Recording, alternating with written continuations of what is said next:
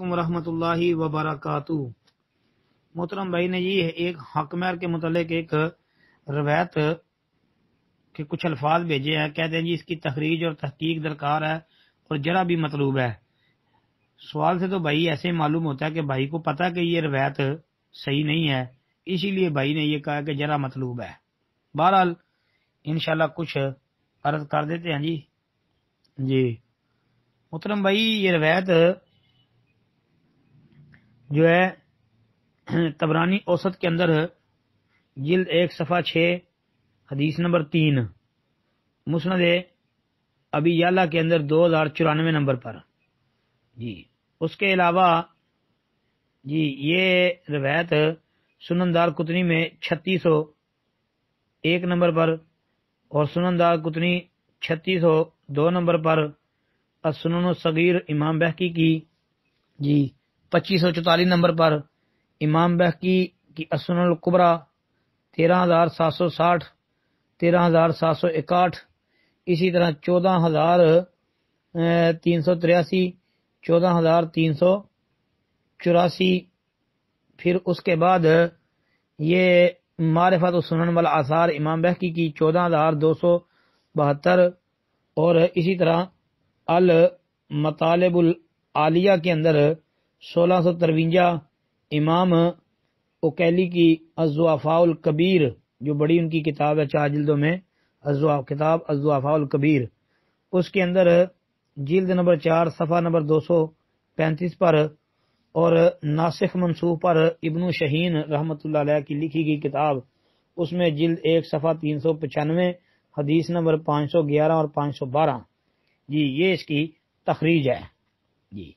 اور حدیث کے الفاظ جو امام طبرانی اوسط کے اندر درج کیے ہیں، تو اس میں یہ والے الفاظ ولا مہر دونا عشراتی دراہما جی، تو یہ بھائی روایت جو ہے یہ تو ثابت نہیں ہے جی۔ کہتے ہیں جی کہ 10 درہموں سے کم کوئی حق مہر نہیں ہے، لیکن بھائی یہ روایت سندن ثابت نہیں ہے، بہت زیادہ ضعیف ہے، بلکہ بعض نے تو اسے سمجھو کہ باطل قرار دیا ہے۔ جو راوی ہے اس میں جی بنیادی علت، مرکزی علت، اس کے علاوہ جو علتیں ہیں ان کو میں نہیں بیان کرتا، صرف مرکزی علت جو ہے نا وہ یاد رکھیں۔ اس میں مرکزی علت ہے جی مبشر بن عبید جی۔ یہ مبشر بن عبید جو ہے نا یہ بھائی کذاب آدمی ہے، جھوٹا آدمی ہے جی۔ مبشر بن عبید یہ کذاب تھا۔ امام احمد بن حنبل رحمۃ اللہ علیہ نے اس کے متعلق یہ فرمایا کہ اس کی بیان کردہ حدیث جو ہے وہ من گھڑت اور جھوٹی ہے جی۔ امام احمد رحمۃ اللہ کا قول العلل و معرفت الرجال کے اندر 2639 نمبر پر موجود ہے۔ اسی طرح امام جوز جانی رحمۃ اللہ علیہ کہتے ہیں کہ اس کی احادیث جھوٹی اور باطل ہیں احوال الرجال کے اندر جی۔ پھر اس کے بعد امام دار قطنی رحمۃ اللہ علیہ نے کتاب الضعفاء والمتروکین کے اندر اس کا ذکر کیا ہے، یعنی کہ یہ ان کے نزدیک کذاب ہے، انہوں نے اس کتاب کے اندر اس کو کذاب جھوٹا قرار دیا ہے جی۔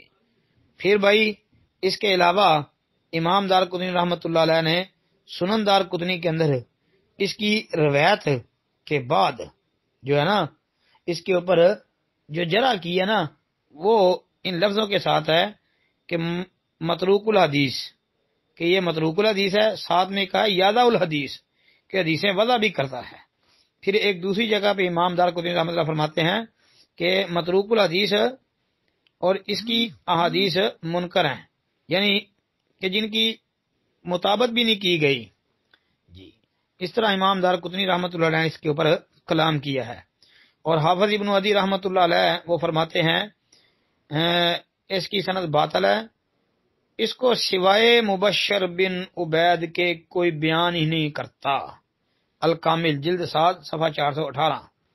اس کے علاوہ بھائی امام بخاری رحمۃ اللہ علیہ نے اسے منکر الحدیث قرار دیا ہے، جیسا کہ التاریخ الکبیر کے اندر ہے، اسی طرح امام ابو حاتم رحمۃ اللہ علیہ نے بھی اسے منکر الحدیث قرار دیا ہے۔ تو بھائی اس راوی کا حال یہ ہے۔ حافظ ابن حبان رحمۃ اللہ علیہ نے کتاب المجروحین میں یہ لکھا ہے کہ یہ سکہ راویوں سے منسوب من گڑت اور جھوٹی روایتیں بیان کرتا، البتہ اس کی حدیث کو بطور تعجب لکھا جا سکتا ہے، یعنی حیرانگی کے ساتھ کہ یہ دیکھو کیسی عجیب بات اس نے کی ہے۔ تو بھائی یہ تو کسی صورت میں بھی اس کی روایت سے دلیل نہیں پکڑی جا سکتی۔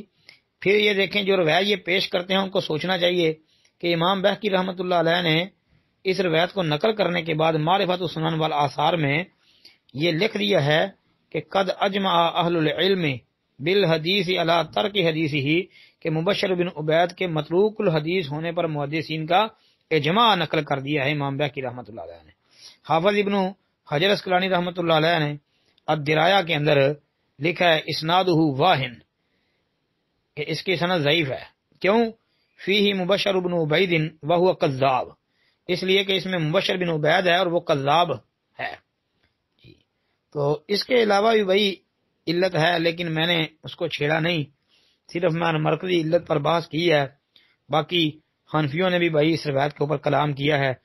حنفی یہ روایت بیان کرتے ہیں تو ان کو سوچنا چاہیے کہ ان کے اپنے بڑے علماء جو ہیں وہ اس روایت کے اوپر جرح کر چکے ہیں۔ مثلا علامہ ذیلی حنفی نصب الرایا جلد 3 صفحہ 199، ابن الحمام حنفی فتح القدیر کے اندر جلد 3 صفحہ 319۔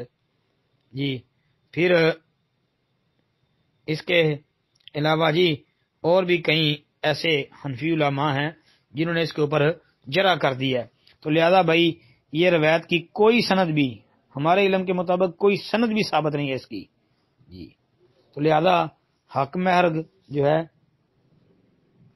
اس کو شریعت نے مقرر نہیں کر دیا کہ اتنا ہی ہو جی، یہ تو حیثیت کے مطابق ہے کہ جتنی اس کی آدمی کی حیثیت ہو اور دونوں فریق جو ہے اس پہ راضی ہو جائیں تو وہ حق مہر مقرر کر لینا چاہیے۔